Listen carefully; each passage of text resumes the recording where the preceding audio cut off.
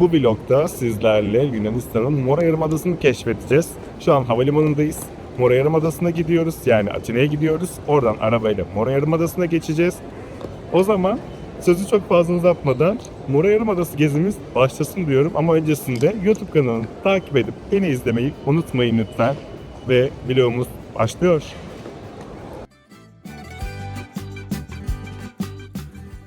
Yol üzerinde giderken çok güzel bir köye geldik. Köyümüzün ismi Ayropoli.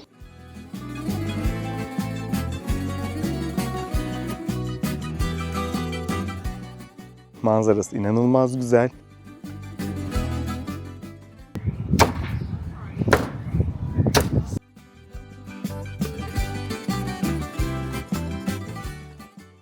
Yalnız o Hortapita nasıl güzeldi ya.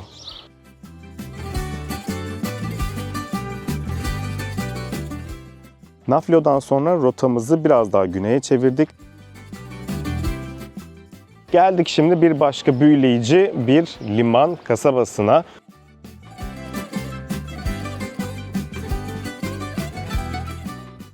Burası şehri en güzel görebileceğiniz noktalardan bir tanesi.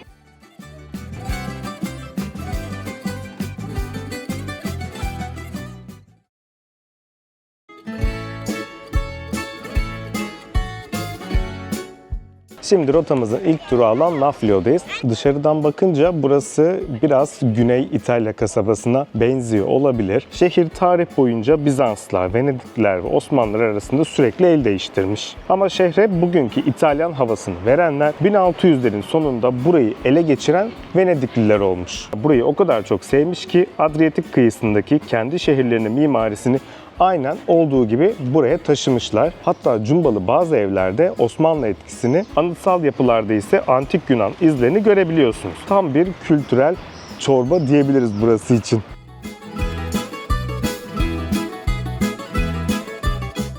Aslında Naflio'nun en büyük gururu ise 1800'lerdeki Yunan isyanından sonra modern Yunanistan'ın ilk resmi başkenti olması. Yani Atina daha kasaba gibiyken burası ülkenin kalbi olarak geçiyormuş. Nasıl şiirsel anlattım ama size, değil mi? Ama bakar mısınız, gerçekten böyle bir İtalya'da geziyormuş havası yok mu şu an için?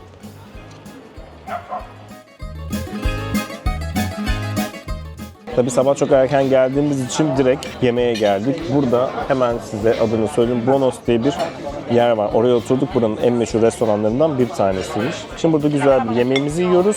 Ardından gezimize başlayacağız. Ama dedik ki önce bir karnımızı doyuralım.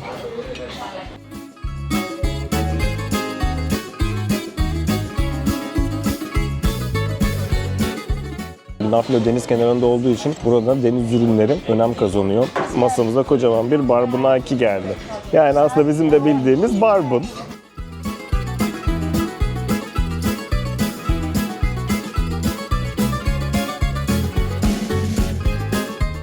Şimdi Akronoplia Kalesi'nin tam tepesindeyiz. Burası Naflio'nun en eski yerleşim alanlarından biri. Tarihi ta antik Yunan dönemine kadar, hatta M.Ö. 3. yüzyıla kadar gidiyor. Buranın yerel dildeki diğer adı ise İçkale. Yani Osmanlı döneminde buraya direkt İçkale demişler.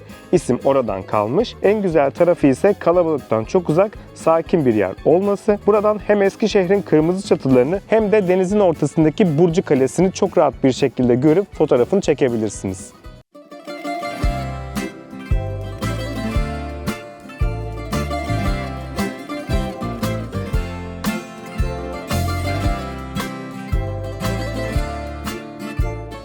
Geldik şehrin en tepe noktasındaki Palamidi Kalesi'ne. Burası şehri en güzel görebileceğiniz noktalardan bir tanesi ve aynı zamanda da Venedikliler tarafından yapılmış devasa bir askeri hisar olarak geçiyor. Şehirden buraya tam olarak 999 basamakla çıkıldığı söyleniyor. Efsaneye göre de eski bir savaş kahramanının atı buraya tırmanırken birinci basamağı kırmış ve geriye 999 tane kalmış. Yukarı çıktığınızda göreceğiniz manzara gerçekten o tırmanışa değiyor. Biz tabii ki de yukarıya yürüyerek çıkmadık, arabayla çıktık. Ama yürüyerek inmeyi planlıyoruz.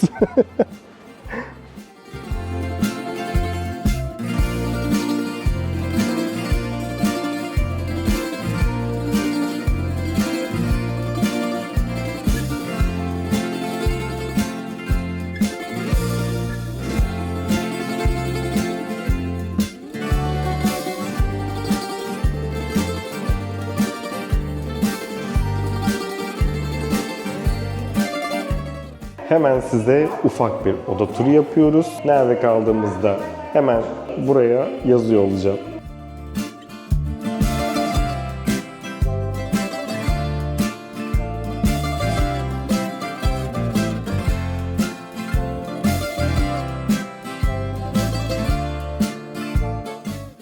Hemen şuradan bir selam veriyorum. Göbeğimi de içeriye çekerek. Peki balkonumuzun güzelliği şaka mı? Bakın. Hemen şehrin içerisinde. Şurada da şöyle oturup akşam keyif yapabiliriz bence. Bu arada ufak bir bilgi, sokakta yürürken buradaki Aziz Spridon Kilisesi'nin duvarına dikkat edin. Yunanistan'ın ilk devlet başkanı tam o kapıda suikaste uğramış ve duvarda hala o günden kalan bir kurşun izi de duruyor. Büyük bir meydanı var, Sintagma Naflio diye geçiyor. Buraya geldiğinizde buradaki kafelerde oturup biraz buranın keyfini de çıkartabilirsiniz.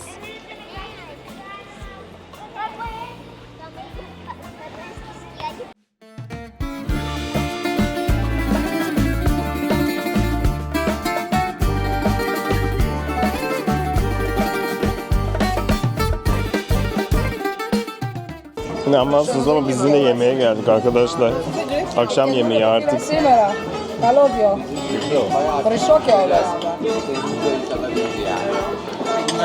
Şimdi başlangıçlardan söyledik. Patlıcan köftesi var, ondan söyledik. Ondan sonra taramalı sardalyalı bir yemekleri var, ondan söyledik. Sonrasında domatesli ve aslında dokos salatası ama dokos ekmeği içerisinde yok, öyle bir salata söyledik. Bir de ana yemeklerimiz var. Buranın meşhur bir pastası varmış, yani makarnası varmış buranın meşhur bir. Ondan söyledik. Musakka falan söyledik. Yemeklerimiz gelince zaten size onları da göstereyim. Hep birlikte tadına güzelce bakarız.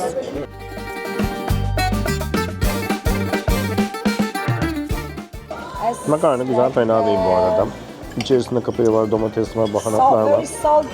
Ve makarnanın şekli de zaten değişik.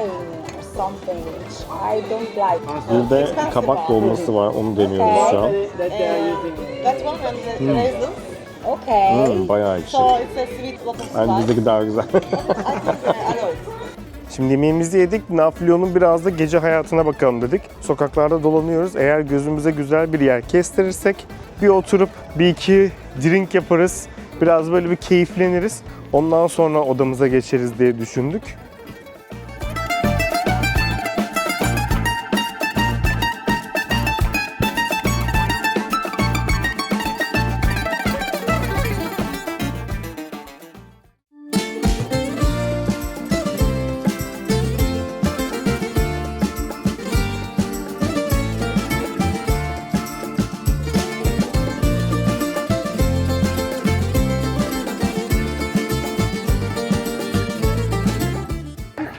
Bravo. Για να πάρουν μποκέτσες.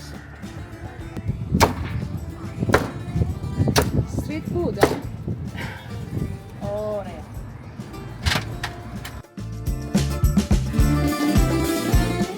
Şimdi rehberimiz bizi yol üzerinde bir domuz tandırına getirdi. Eğer domuz yiyorsanız burası çok meşhurmuş. Atina'dan, Selanik'ten bir sürü insan sadece buraya bu domuz tandırı yemeye geliyormuş. Bakın ismini hemen ben zaten alt tarafa yazıyorum. Eğer domuz yiyorsanız bence burada bir deneyin derim. Çünkü dediğim gibi çok meşhurmuş. İnsanlar burası için rezervasyonlarını falan çok önceden yaptırıyorlarmış.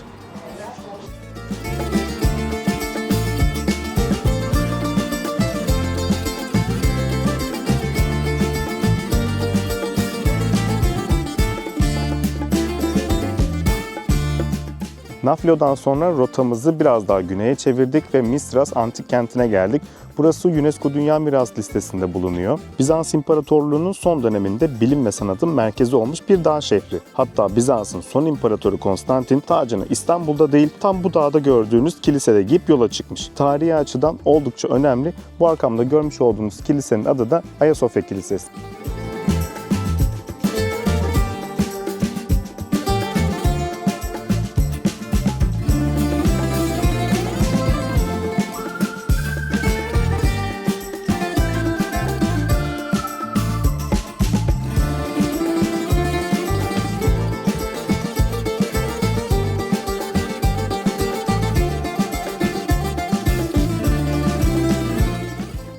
çok güzel bir yere yemeğe geldik. Manzarası inanılmaz güzel. Yemekleri de güzeldi. Ben bir hamburger söyledim. Bir de buranın meşhur yumurtalı böyle bir makarnası varmış. Ondan söyledik. Ben hamburgeri oldukça beğendim. Buraya özgü Sparta adında bir bira vardı. Onu denedik. Ben onu da sevdim. Gayet iyiydi. Biraz böyle tatlı bir bira. Buraya gelirseniz aklınızda bulunsun. Bir de en son tabii ki kapanışı da portakalopita ile yaptık. Yani portakallı payla yaptık. Manzarasını zaten şu an görüyorsunuz. Buralara gelirseniz size de bir öneri olsun. Yemeğin sonunda da mideyi rahatlatmak ve hazmı kolaylaştırmak için böyle bir mastika likörü ikram ediyorlar. Onu içiyorsunuz sonunda da. Çok iyi ya. Monemvasia tarafına geldiğimizde konaklamak için Venti Seaside'ı tercih ettik. Burası denizin hemen kenarında oldukça sakin ve huzurlu bir otel. Odamız da ferah, sade ve en güzeli manzarası direkt denize bakıyor. Özellikle balkondan manzara gerçekten çok keyifli. Önümüzdeki birkaç gün boyunca Monemvasia ve çevresini keşfederken burası bizim konaklama noktamız olacak.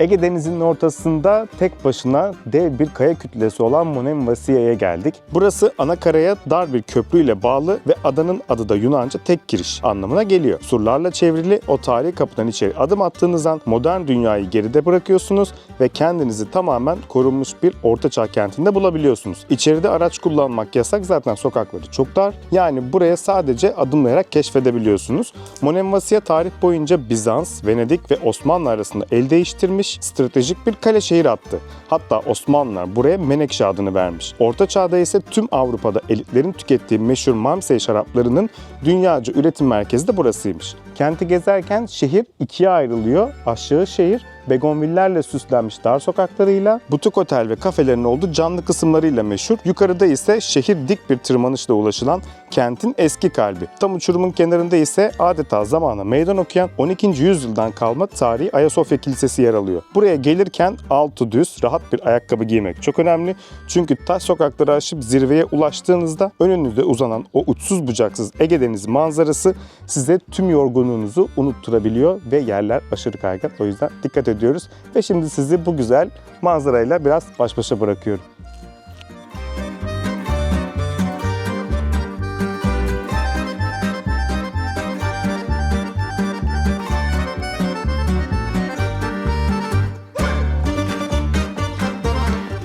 Monemvasia'nın girişi bu tarafta. Yol üzerinde birçok böyle denize girebilecek alanlar da var ama hepsi kayalık alanlardan girilebilen plajlar. Aklınızda bulunsun.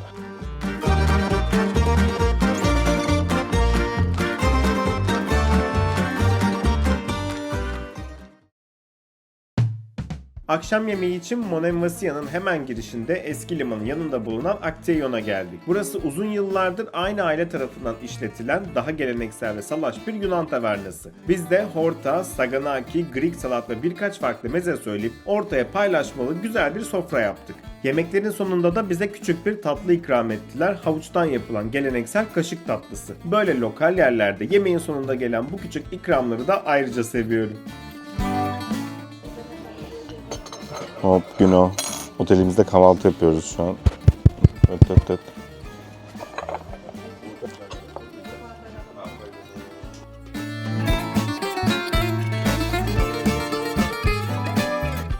Şimdi de dağları, tepeleri aştık, virajlı yolları geçtik. Nereye geldik? Kastanya'ya geldik. Kastanya'da Kastanya mağarasındayız şu an. Buranın oluşumu tam 3 milyon yıl önce sürmüş ve Avrupa'nın en zengin ikinci mağarası olarak da kabul ediliyor. İçerideki sarkıtlar yeşil, kırmızı, sarı gibi birçok farklı renklerde. Hepsi de tamamen topraktaki doğal minerallerden oluşmuş. Bir de içeride dünyada sadece bu mağaraya adapte olmuş, tamamen kör ve sağır yaşayan çok nadir bir böcek türü de bulunuyor. İçeriği tur rehberimizle birlikte gezdik. Siz de gelirseniz her yarım saatte bir rehberli turlarla içeriği gezdiriyorlar size.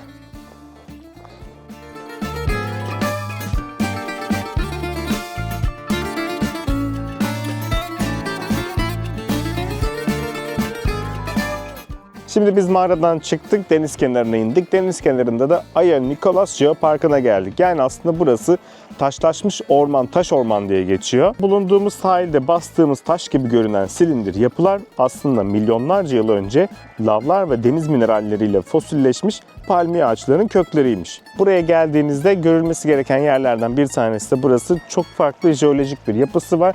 İnsanlar hatta burada denize de giriyorlar. Böyle gözlükleriyle su altına da bakıyorlar.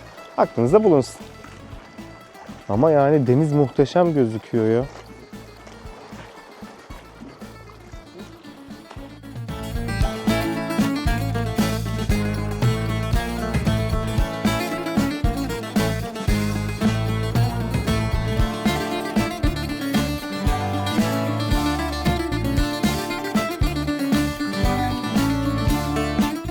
Geldik Mora Yarımadası'nın en güney ucunda bulunan Elefonisos Adası'na. Buranın ulaşımı aslında çok pratik. Anakaradaki Ponta Limanı'ndan arabanızla feribota biniyorsunuz ve sadece 10 dakikalık bir deniz yolculuğundan sonra bu cennete ayak basabiliyorsunuz. İçeri girdiğiniz an adadaki o sakin ve huzurlu ada hissiyatı hemen sizi sarıyor. Adanın en büyük alameti farikası da şu anda bizim bulunduğumuz Samos Beach. Burası sadece Yunanistan'ın değil tüm Avrupa'nın en iyi plajlarından biri olarak gösteriliyor. Adanın merkezinde ise çok tatlı bir balıkçı kasabası var. Akşamları sahil kenarındaki tavernalarda deniz ürünlerini yemek de bu adanın olmazsa olmazlarından.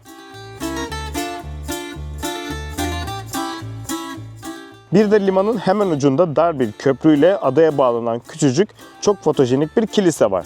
Aya Spridon Kilisesi çekim yapmak için harika bir nokta. Eğer Peloponez rotası yapıyorsanız deniz ve güneşin zirvesini yaşamak için Elefonisos'a mutlaka en az bir gününüzü ayırın. Rahat kıyafetlerinizi ve kameranızı hazırlayın. Burası gerçekten efsane.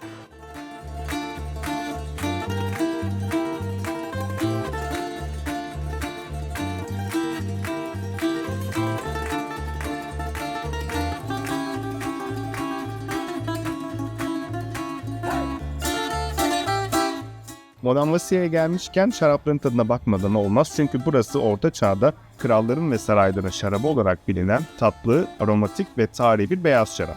Monemvasia'ya gelip de bunu içmeden, bu şarap tadımını yapmadan olmaz. Biz de şarap tadımı için Tisimbidi'ye geldik. Burada güzel güzel şaraplarımızı tattık, beğendiklerimizi aldık ve gezimize devam ediyoruz.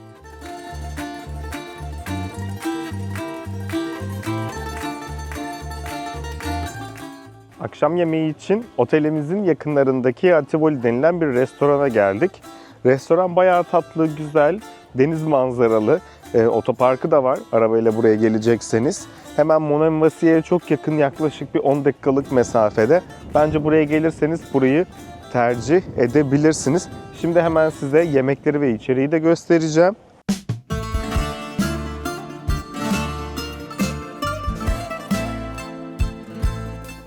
Kendilerine özel yine Artivoli denilen bir salata vardı, onu söyledik. Ispanaklı salatalığı var, onu söyledik. Daha sonrasında susamlı ve ballı saganaki söyledik. Bir de böyle karışık etle yapılan köfteleri var. Onlardan sipariş ettik.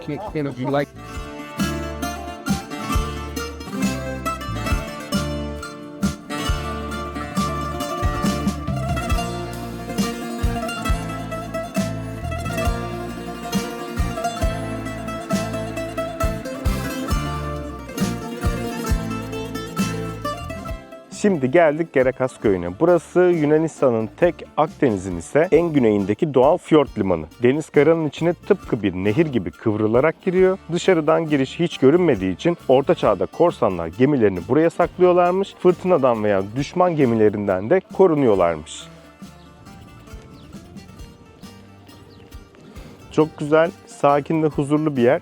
İleride restoranlar ve birkaç tane de böyle kafe var. Geldiğinizde oralarda oturup buranın keyfini çıkartabilirsiniz. Biz de buradaki Diamantis'e geldik. Burası taze balık ve deniz ürünleriyle öne çıkan bir aile tavernası. Balıklarının bir kısmını da kendi tekneleriyle günlük olarak tutuyorlar. Biz yine ortaya horta, Yunan salatası, kızarmış peynir ve birkaç meze söyledik. Ana yemek olarak da yengeç ve karidesle hazırlanan tagliatelle tarzı bu deniz mahsulü makarnayı denedik. Özellikle ortaya bu toprak kapla gelmesi de bayağı iştah açıcıydı.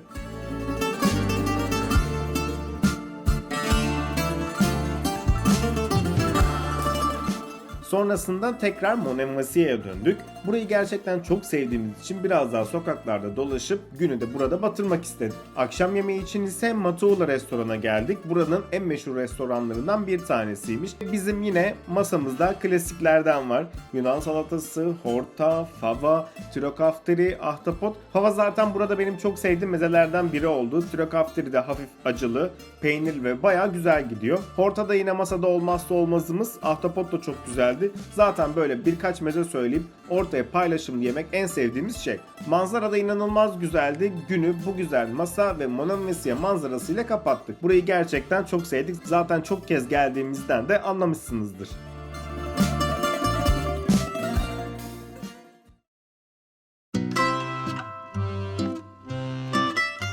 Şimdi de geldik Yitio'ya. Burası antik çağda Sparta halkının dünyaya açılan ana limanlarından bir tanesiymiş. Bugün ise sahil boyunca dizilmiş rengarenk neoklasik tarzda binalarıyla harika bir Akdeniz atmosferi sunuyor. Kasabanın en meşhur noktası da karaya dar bir yolla bağlı olan küçücük Krania Adası. Mitolojiye göre Truvalı Helen ve Paris, Truva'ya kaçmadan önce ilk gecelerini tam olarak bu adada geçirmişler. Yitio'nun olmazsa olmaz ritüeli ise sahildeki tavernalarda güneşte kurutulup ızgarada pişirilen o meşhur ahtapotlarını tatmak. Hem mitolojik hikayesi hem de lezzetli yemekleriyle bu rotada mola vermeniz gereken noktalardan bir tanesi de kesinlikle burası.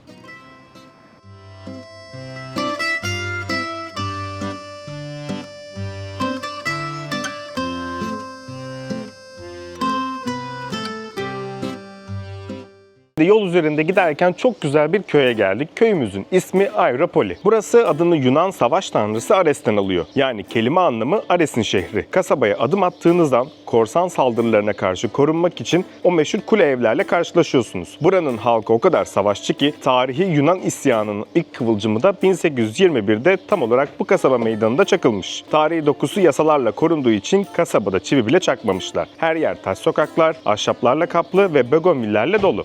Buraya geldiğinizde yapılacak şeylerden bir tanesi de tarihi fırınından bir şeyler alıp elinizde böyle yiyerek sokakları dolaşmak.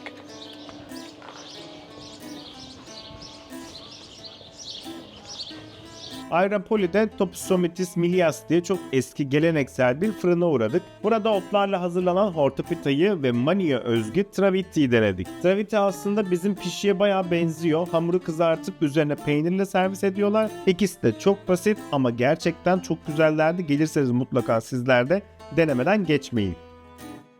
Yalnız o hortapita nasıl güzeldi ya. Hortapita böyle bizim aslında birazcık gözleme gibi.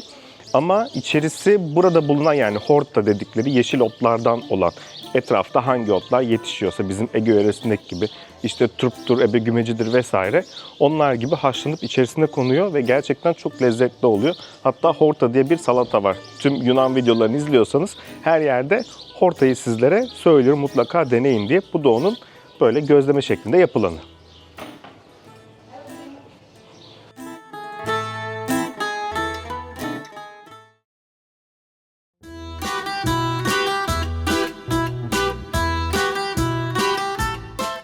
Aeropoli'den sonra dünyanın en büyüleyici yeraltı mağaralarından bir tanesi olan Diros mağarasına geldik. Burası sıradan bir mağara değil, içeriye yürüyerek değil, küçük sandallarla yeraltı nehrinden süzülerek gezmeye başlıyorsunuz. Yaklaşık 30 bin yıl önce oluşmaya başlayan bu devasa doğa harikasının içerisinde milyonlarca pembe, beyaz ve amber rengi sarkıt ve dikit yer alıyor. Su o kadar berrak ki yer yer metrelerce derinliği sanki hiç su yokmuş gibi görebiliyorsunuz. Hatta mağaranın derinliklerinde antik çağlara ait su aygırı ve panter fosilleri de bulunmuş.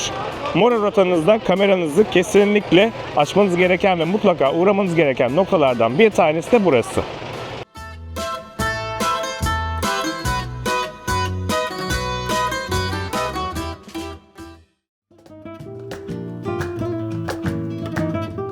Şimdi de rotamızı nereye çevirdik? Bu gördüğünüz güzel kasabaya yani Limeni'ye çevirdik. Burası dağların eteklerine kurulmuş tarihi taş evleri ve akvaryum berraklığındaki turkuaz deniziyle tam bir görsel şölen. Suyun rengi o kadar açık ve net ki sahilde demirleyen tekneler havada asılı duruyormuş gibi görünüyor. Limeni'nin en büyük sakinleri ve burayı meşhur eden detay ise karate kaplumbağaları. Sahildeki restoranların önünde denizin içinde onlarla birlikte yüzmek ya da yemek yerken onları izlemek burada sıradan bir gün. Buraya geldiğinizde yapılacak en güzel şey denizin tam sıfır sıfır noktasına kurulmuş taş tavernalarda taze deniz ürünlerini yemek ve güneşi bu muazzam koyda batırmak. Mora Yarımadası'nın en elit, en keyifli duraklarından bir tanesi olan Limeni'yi sizler de buraya geldiğinizde mutlaka listenize ekleyin.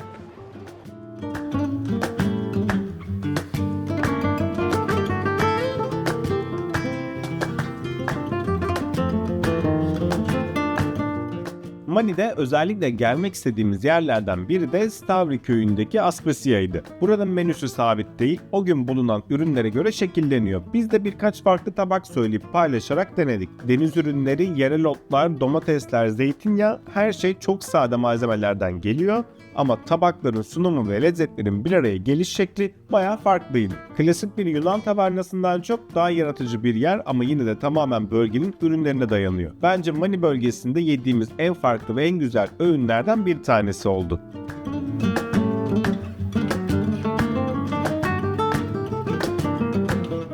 Geldik şimdi bir başka büyüleyici liman kasabasına. Buranın ismi Gerolimanas. Etrafını saran devasa dik kayalıklar sayesinde tarih boyunca denizcilerin ve korsanların en güvenli sığınağı olmuş. Bugün ise o dönemin ruhunu yansıtan taş binaları, cam gibi parlayan turkuaz koyuyla tam bir huzur noktası. Burayı özel kılan şey popüler turizm noktalarının aksine hala o bozulmamış sakin balıkçı köyü ruhunu koruyor olması. Buraya geldiğinizde yapılacak en güzel şey o dev kayalıkların gölgesine denize girmek ve sahildeki sessiz taş tavernalarda dalga sesleri eşliğinde kahve molanızı vermek olacak.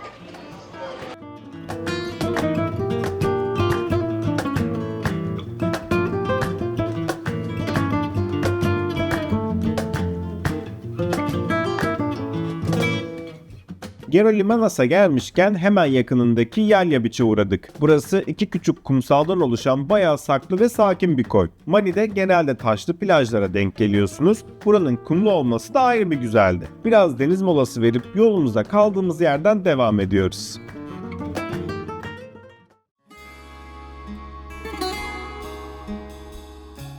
Mani bölgesinin en dramatik ve en gizemli noktalarından bir tanesine bu arkamda görmüş olduğunuz Hayalet Göl yani Vatia'ya geldik. Burası bir tepenin üzerine kale gibi kurulmuş 19. yüzyıldan kalma devasa taş kulevlerden oluşuyor. Zamanında burada yaşayan aileler hem korsanlardan hem de kendi aralarındaki kan davalarından korunmak için pencereleri bile minicik olan sığınak kuleleri inşa etmişler. Ancak ekonomik nedenlerle zamanla tamamen terk edilmiş ve bugünkü o mistik hayalet şehir havasına bürünmüş. Terk edilmiş taş sokaklarda rüzgarın sesi eşliğinde yürüyebilirsiniz. Bir de bu yukarıda bizim şu an bulunduğumuz gibi bir kafe var. Burada oturup bu manzaranın da tadını çıkarabilirsiniz.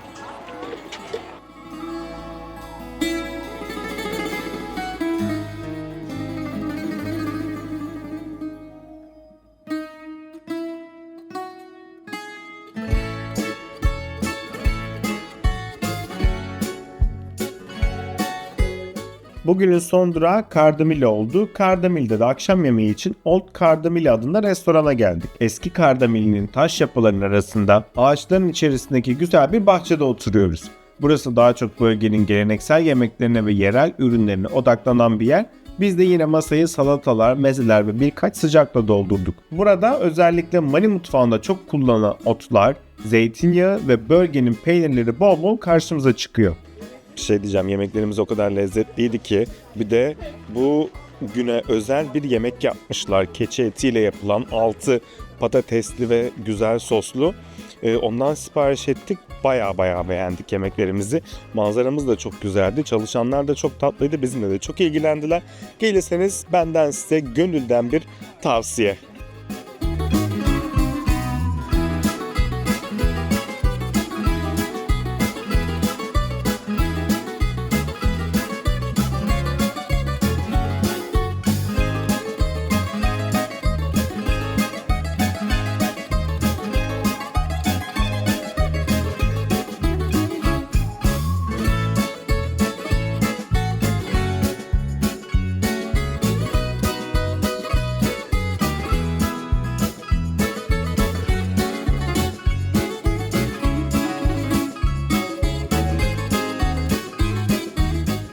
Şimdi geldik Mani bölgesinin en yeşil ve en güzel sahil kasabalarından bir tanesi olan Kardamili'ye. köyün arkasında Taygetos Dağları, önümüzde ise uçsuz bucaksız Ege Denizi var. Burası zeytin ağaçları, begonviller ve şıktaş evleriyle adeta bir kartpostal gibi. Zaten bu büyüleyici atmosferi yüzünden dünyaca ünlü İngiliz seyyah ve yazar Patrick Farmer ömrünün sonuna kadar burada yaşamış. Hatta onun şu an müze olan evi Yunanistan'ın en güzel mülklerinden biri sayılıyormuş. Sinema severler ise burayı hemen hatırlayacaktır. Meşhur Before Midnight filmi tam olarak bu kasabada ve bu sahillerde çekilmiş. Kardamili'nin Eskişehir kısmında tarihi kule evleri gezebilir, ardından kasabanın hemen yakınındaki Foneas plajında o devasa kayanın gölgesinde turkuaz denizin tadını çıkarabilirsiniz. Mora rotasında hem huzur bulabileceğiniz hem de sinematik kareler yakalayabileceğiniz mükemmel bir durak, sizler de gelirseniz pas geçmeyin.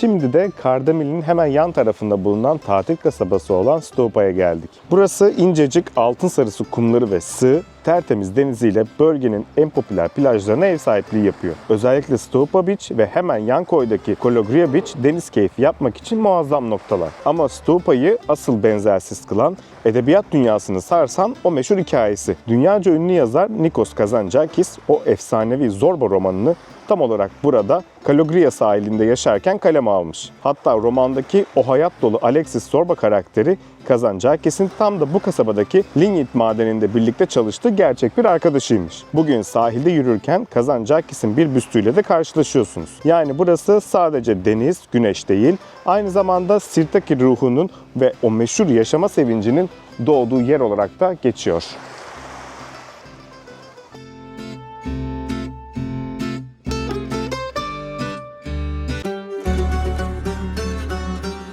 Gezimizin son durağı Kalamata oldu. Aslında başta planımızda yoktu ama buraya kadar gelmişken bir uğrayalım, biraz gezelim, öğle yemeğimizi de burada yiyelim dedik. Kalamata, Mora'nın daha hareketli sahil şehirlerinden biri. Uzun sahili, kafeleri ve restoranlarıyla oldukça canlı ve kalabalık. Bu gezi boyunca şunu da düşündük. Yunanistan deyince hep adalar geliyor akla ama Mora gerçekten çok güzel bir alternatif. Özellikle kalabalık adalardan sıkıldıysanız, arabayla gezmeyi, küçük köyler ve saklı koylar keşfetmeyi seviyorsanız bence kesinlikle şans vermelisiniz. Biz de sahil kenarında güzel bir gyros yiyip gezimizi burada kapatıyoruz ve artık dönüş yoluna geçiyoruz. Son durağımız olan Kalamata'da bir videonun daha sonuna geldik. Yeni videolarda görüşmek üzere. Ama öncesinde YouTube kanalını takip edip beni izlemeyi unutmayın. Kendinize çok iyi bakın. Hoşça kalın.